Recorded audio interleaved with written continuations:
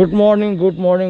welcome back to my another vlog. আৰু বহুত দিনৰ মূৰত আৰু টাইম হৈ গ'ল কিমান সময় হৈ গ'ল 4:40 হৈ গ'ল ৰাতিপুৱা 5টা বাজিছে আৰু দেখিছে চাৰিওফালে কেৱল আন্ধাৰ হৈ আছে আৰু মেইন কথা হ'ল কি আজি আকৌ ইণ্টাৰভিউ ওলাইছে ফিজিকেল টেষ্ট আছে চৰকাৰী ডিব্ৰুগড় খনিকৰ আৰু বাকী ৰাতিপুৱা হ'লে গোটেইখিনি দেখাম ক'ত কেনেকৈ কি ইণ্টাৰভিউ আছে বাকী আগৰ ভিডিঅ'ত আপোনালোকেতো গম পাইছে ৰাতিপুৱা এতিয়া ধুনীয়াকৈ অলপ ব্ৰেকফাষ্ট কৰি লওঁ ব্ৰেকফাষ্ট কৰি মেলি ওলাই দিম আৰু গোটেইখিনি এতিয়া নকওঁ মানে বহুত বেছি দেৰি হৈ যাব মানে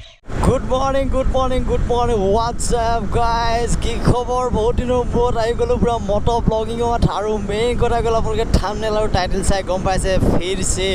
আয়া হাম ও কাম करने के लिए মানে পুনৰবাৰ আকৌ ইণ্টাৰভিউ দিবলৈ আহিছোঁ ফিজিকেল টেষ্ট এক্সাৰচাইজ আৰু জেল ৱাটাৰ আৰু মেইন কথা গ'ল টাইম আছিলে 8 AM ৰিপৰ্টিং টাইম কিন্তু ৰিপৰ্টিং টাইমৰ মতে ইণ্টাৰভিউবিলাক নহয় আজি অলপ দেৰিকৈ আহিছোঁ কাৰণ সোনকালে আহিলে কি খোৱা বোৱাটো বেয়া হয় আৰু তাৰ কাৰণে দৌৰটো বহুত বেছি বেয়া হয় আৰু সেইটো কাৰণে লেটকৈ আহিছোঁ আৰু ইণ্টাৰভিউ বুলি ক'লে অলপ ভয় লাগি থাকে সেইকাৰণে বেছি কথা নকওঁ কিন্তু জোচ পূৰা পজিটিভ জোচ লৈ আহিছোঁ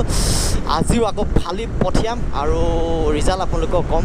ইণ্টাৰভিউ দি মেলি ওলাই আপোনালোকক ৰিজাল্ট দিম অ'কে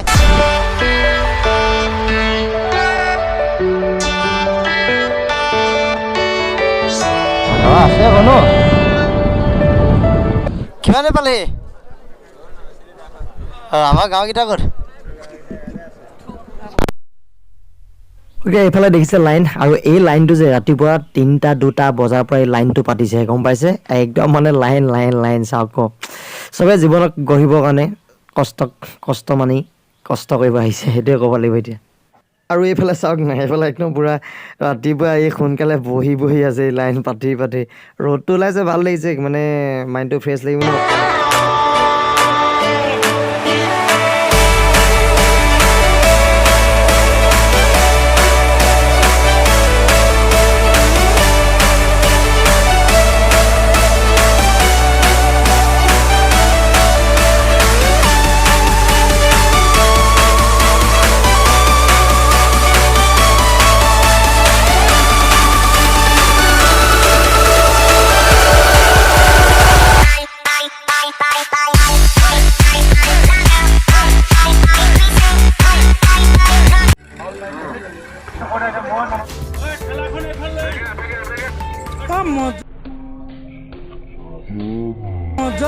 মজা লগা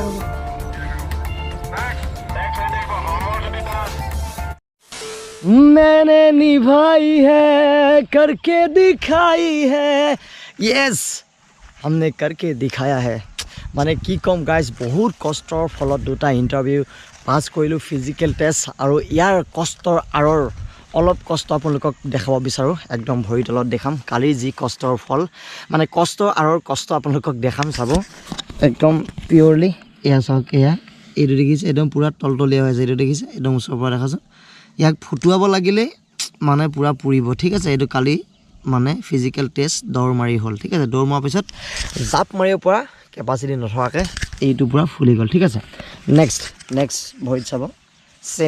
ছেম কণ্ডিশ্যন এইটো দেখিছে পূৰা ফুলি গ'ল আৰু এইখন কালি ফিজিকেল টেষ্টত কিমান পালোঁ কোৱালিফাই হ'ম নাই ৰিটেন টেষ্টৰ কাৰণে সেইখিনিও আপোনালোকক ক'ম পূৰা খুলি দেখাই ক'ম গোটেইখিনি মাৰ্কছখিনি মজাকৈ দেখাম আৰু কালি যি কষ্ট আছিলে সেই কষ্টখিনি অলপ আপোনালোকৰ আগত ক'ব বিচাৰোঁ আৰু কালি একদম বহুত ডাঙৰ ৰ'দ আছিলে আৰু কালি দৌৰ মাৰিবলৈ একদম লেটকৈ গৈছোঁ মানে 6টামান বজাত গৈছোঁ 6টামান বজাত গ'লে মানে 3টা-4টামান বজাত নহ'লেও 1টামান বজাতহে দৌৰ মাৰিব পাৰে মানে আৰু কালি যথেষ্ট ৰ'দ আছিলে বহুত ডাঙৰ ৰ'দ আছিলে দেখিছে আজি অলপ ৱেডাৰটো বাৰু ঠিকে আছে কালি আৰু এই বাকীখিনি বহুত ডাঙৰ ৰ'দ আছিলে কালি দেৰিকৈ যোৱাৰ কাৰণে ৰ'দটো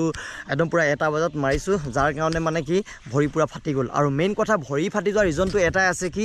পলস পেলাই দিলে একদম পলসবিলাক পেলুৱাই দিয়াৰ কাৰণে এনেকুৱা মানে ৰ'দ পূৰা গৰম হৈ গ'ল পূৰা গৰম হৈ চাইপাক মাৰোঁতে এই পূৰা ঢৌ উঠি গ'লে একো নাই কেছ নাই অলপ মোৰ প্ৰেক্টিছ আছিলে আৰু 12টা বজা 11টা বজাত মোৰ প্ৰেক্টিছ কৰা অভ্যাস আছিলে কিন্তু তেনেকুৱা আৰু সাহাৰা মৰুভূমি লিখীয়া মৰা তাত এক্সপিৰিয়েঞ্চ নাছিলে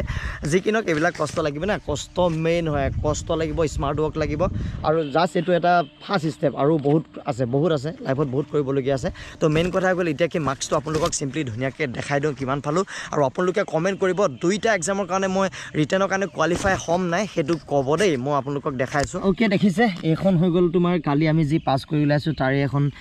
মানে পুৰা ফুল মেইনখন আৰু মেইন কথা ক'লে পইণ্টটো ইয়াত আছে 34.88 পালোঁ ঠিক আছে মোৰ কিন্তু কালি দৌৰটো অলপ কি বহুত মজা আছিলে কি মই অলপ চিট কৰিলোঁ নিজকে মানে কি অলপ মানে খোজকাঢ়ি দিলোঁ মানে খোজ মানে অলপ আৰু যদি মাৰি দিয়া হ'লে মই দৌৰত এইফালে এইটো যা 40.88 আছে দেখিছে মই যদি আৰু 3টামান দৌৰ মানে ষ্টেপ মাৰি দিলোঁ হয় সোমাব সময়ত মানে খোজকাঢ়ি দিলোঁ মানে অলপ টাইম কিন্তু মেইন কথা হৈ গ'ল কি যদি মই সেইখিনি দুটা ষ্টেপ লৈ ল'লোঁ হয় তেতিয়া মই ইয়াত 15 পালোঁ হ'লে তো ইয়াত 35 হৈ গ'ল হয় ঠিক আছে এটাই জাপ মাৰিছোঁ এটা জাপ মাৰ কাৰণে ডাইৰেক্ট কোৱালিফাই হৈ গ'ল তোমাৰ কিমান 20 ডাইৰেক্ট 20 মাৰ্কছ পালোঁ আৰু মেইন কথা হৈ গ'ল এইখনত 34.88 পালোঁ এপ্ৰক্সিমেটলি 35 বুলি আশা কৰোঁ যে ৰিটাৰ্ণৰ কাৰণে কোৱালিফাই হ'ম বুলি আশা কৰোঁ আৰু ৰিটাৰ্ণৰ কাৰণে কোৱালিফাই হোৱাটো বিচাৰোঁ কাৰণ বহুত বেছি কষ্ট কৰিছোঁ বাকীখনৰ মাৰ্কছটো আপোনালোকক ক'লোৱেই আৰু মেইন কথা হৈ গ'ল কষ্টৰ কি ক'ম মানে আৰু পাছ কৰি অহাৰ পিছত নিজকে বহুত বেছি ভাল লাগে নকৰা কিবা এটা কৰিলেতো চবৰে কিবা এটা ভাল লাগে তো যিবিলাকে মানে ৰিটাৰ্ণৰ কাৰণে মানে কোৱালিফাই হয় তেওঁলোকক বেষ্ট ৱেচেছ থাকিলে তো মজাকৈ আপোনালোকে পঢ়ক ময়ো ধুনীয়াকৈ পঢ়িম আৰু এতিয়া আহোঁ ইউটিউবৰ মোৰ জগতখনলৈ আৰু আপোনালোকে গম পাইছে ভিডিঅ' দিব পৰা নাই হয়তো এতিয়া ভিডিঅ' দিয়া আৰু কমিব মই চেষ্টা কৰিম মাজে মাজে যেনেকৈ নহওক চেনেলটো মিলাই থাকিবলৈ আৰু আপোনালোককো কিবা কিবি দেখাই থাকিবলৈ কাৰণ চেনেলটোত যদি ভিডিঅ' দিয়া নহয় চেনেলটো দবি যায় ঠিক আছে আৰু ইউটিউবটো মেইন ইউটিউবত সদায় আছোঁ ভিডিঅ' দিম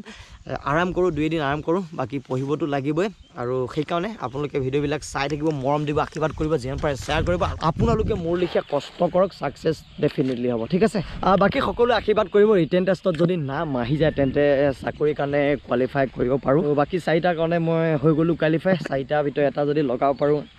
জিন্দগী উজ্জ্বল হ'ব নহ'লে ফিৰছে পঢ়ি ঠিক আছে